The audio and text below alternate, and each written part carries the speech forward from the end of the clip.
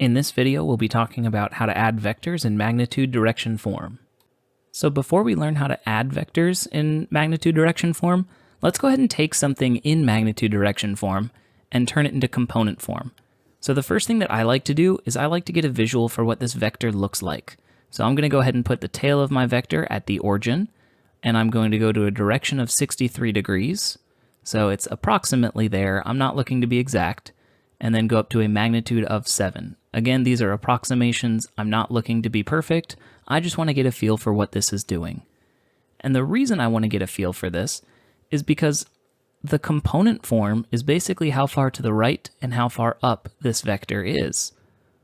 Well, here is the length of how far it points up. This tells me the y component of my vector.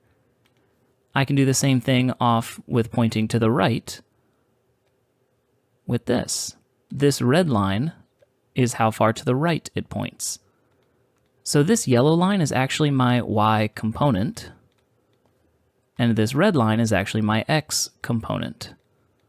So I know that if I want the component form of this vector, vector A, I'm going to write down the x component and the y component. Once I find those x and y component lengths, then I have my component form for vector A. Well, if you'll notice, this is actually just a right triangle. I've got a right angle there, and this angle right here is 63 degrees. It's stated in the problem. Well, if I've got a right angle, I can use right triangle trigonometry. I know that the sine of my angle, 63 degrees, is equal to opposite, well, that's the y component, over hypotenuse, well, that's the magnitude. And we'll go ahead and label that. The magnitude is 7. So I can replace those values in here. Instead of writing magnitude, I can replace it with 7. So if I want to know what the y component of my vector is, I just have to multiply both sides by 7. So with a little bit of right triangle trig and some algebra, I've discovered that the y component of my vector is 7 times the sine of 63. Well, when you plug that into your calculator, you'll figure out that 7 times the sine of 63, if you're in degree mode, is approximately 6.237. So I'm going to write approximately equal to because we did have to round there. Well, I've just found my y component. It is 6.237. I can now apply that same logic to my x component. To find my x component, though, I'm going to have to use the adjacent, the cosine. So the cosine of my angle, 63 degrees, is equal to the x component, adjacent, over the hypotenuse. Well, that's still 7. So now when I multiply both sides by 7, I'll find out that my x component is 7 times the cosine of 63 degrees. When I plug that into my calculator, again, rounding a little bit and making sure I'm in degrees, I get 3.178. So there is my x and my y component. There are the x and y components of my vector. Let's go ahead and try it one more time with something a little bit harder, because all this was just a simple right triangle. Let's see what happens when we make it something not in the first quadrant. So this one is a little bit different, and the reason it's a little bit different is because we're no longer pointing in the first quadrant. Vector B has a magnitude of 12 and a direction of 255 degrees. So 255 degrees, well, we know that we start at 0 degrees. Here's 90, here's 180, and this is 270. So 255 is going to be somewhere around here. Again, we're just looking for an estimate. This is just an idea to help us solve something and discover some cool little tricks. So this vector has a magnitude of 12 and a direction of 255 degrees. Now what we could do if we wanted to, and you are more than welcome to do this, is you can split it just like we did on the last problem and find your x and y components using right triangle trigonometry. Now, the downside to using that is you actually have to figure out what this angle is right here, which isn't necessarily hard. If you'll notice, you can see that 180 degrees plus whatever this angle is going to be 255. So if you'd like, you can use reference angles and figure out what these are, and then think about whether those x and y components will be positive or negative. But I'm going to show you a little trick, and that little trick is going to use our unit circle. So if you remember all the way back to Unit 1 where we did the unit circle, when you wanted to know what the coordinate points of any angle was, you knew that the you knew that the cosine of theta was your x-coordinate, and the sine of theta was your y-coordinate. Well, that was because the magnitude, or the radius, of the unit circle was 1. All of those had a hypotenuse of 1. We no longer have a hypotenuse of 1, so what we need to do is find a way of scaling this up to have that new hypotenuse. And thankfully, we've already learned how to do scalar multiplication with vectors. It turns out there is a very, very easy way to convert every vector from magnitude direction form into component form. So the way that we're going to do that is by taking the magnitude of the vector and multiplying by the vector cosine of the direction, sine of the direction. This right here will give us the component form of any vector that's in magnitude direction form. It actually already takes into account positives and negatives as well. So we logically know that our x component and y component should both be negative. So I'm going to go ahead and make sure that I'm thinking about that. So I know this should be a negative value because I'm going to the left, and this one should be a negative value because I'm going down.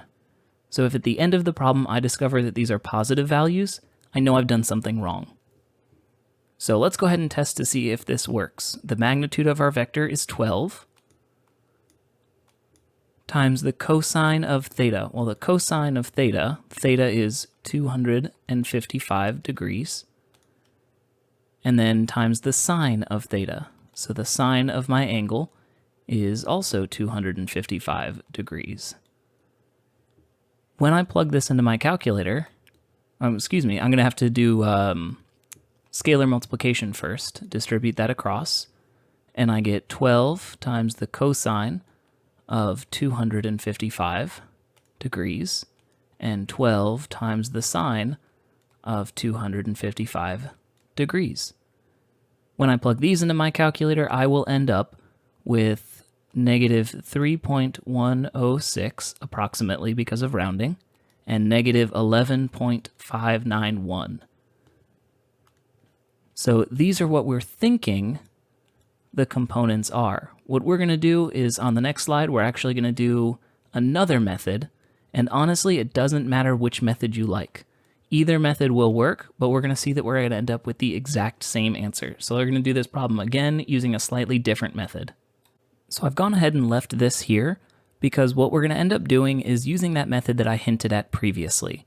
So in the first problem that we did, it was nice and easy because the angle was in quadrant 1 and we didn't have to worry about anything.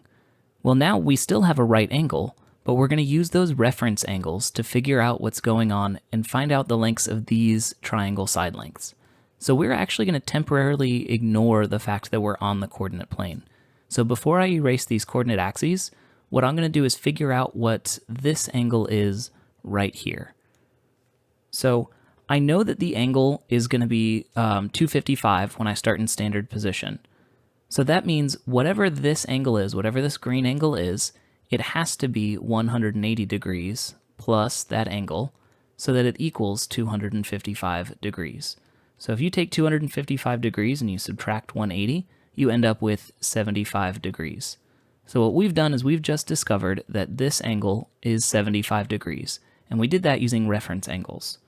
So what I'm actually going to do is I'm going to erase these lines, these coordinate axes, because all that we're really looking at here is we're really just looking at a right triangle. So I can use right triangle trig again to figure out what these side lengths are. So just like we did previously, we've got the opposite and we have the adjacent.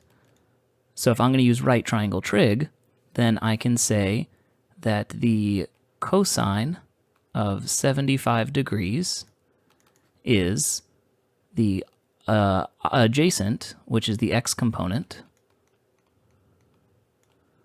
over the hypotenuse, which is 12. So we discover that we discover that 12 times the cosine of 75 degrees equals the x component. Well, when you punch that into your calculator, you'll get approximately 3.106. If we do the same thing for the y component, so let me split this up. If we do the same thing for the y component, then we'd have to use sine because it's the opposite. So sine of 75 degrees equals the opposite y component over hypotenuse, 12. Again, a little bit of algebra. 12 times the sine of 75 degrees equals your y component. Once you punch that into your calculator, you should get approximately 11.591. So some of you may look at this and say, well, those are the right numbers, but we're not taking into account the positives and negatives. You're right, we're not. And that all comes from the fact that we had erased that coordinate axis. We know that the x component is going to be pointing to the left. If we look at this as a vector, this vector is pointing to the left. So I need to make sure that I include that negative. So I know that it's going to be negative the adjacent length. And then when I look at the opposite, well, I know that this vector is pointing down.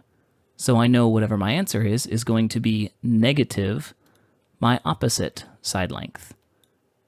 So there you have it. We have the exact same answers no matter which method you use.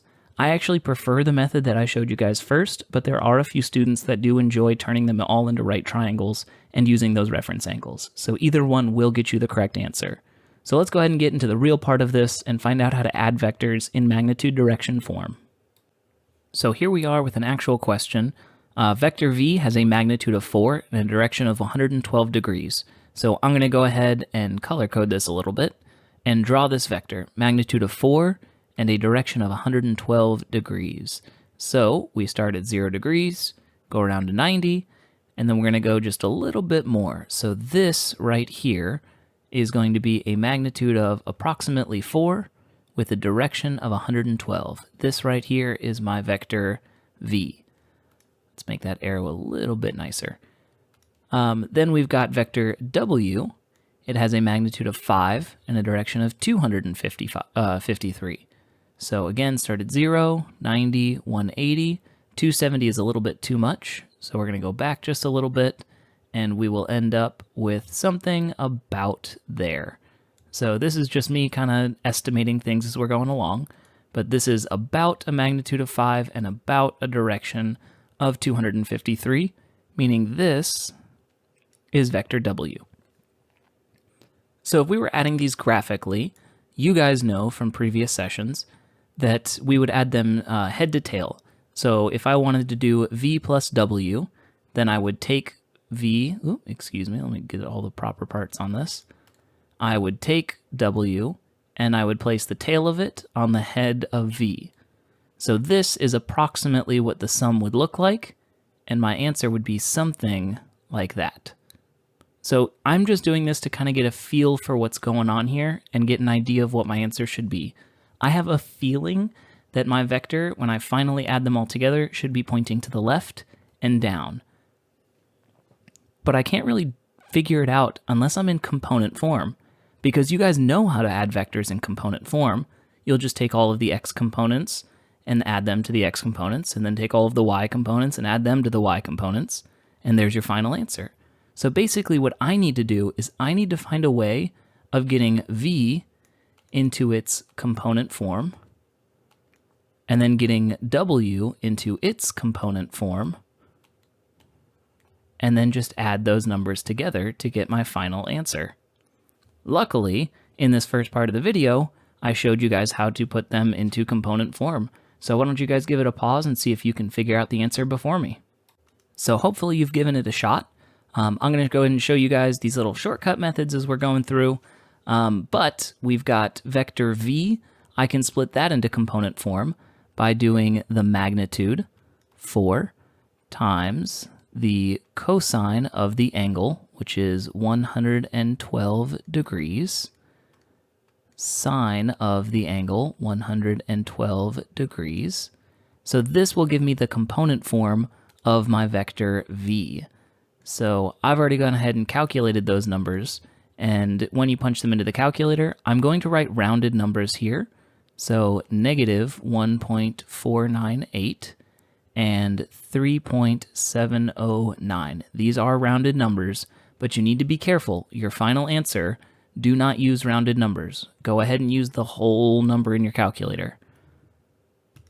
So there's my vector v. Let's find the component form of w. The component form of w is going to be a magnitude of 5, and then cosine of the direction, 253 degrees, and sine times, the sine of the direction, 253 degrees. So again, I've already plugged that into my calculator. I have negative 1.462 and negative 4.782. When you add up these components, again, make sure that you're using the whole number. Do not use rounded numbers. Rounded numbers give rounded answers. I'm going to write that down because it is very important. Rounded numbers give rounded answers. Please make sure that you guys are being very, very careful and using the whole number. So once you add them all up together, you should get negative 2.960 and negative 1.073. So that is how you're going to add vectors in magnitude direction form.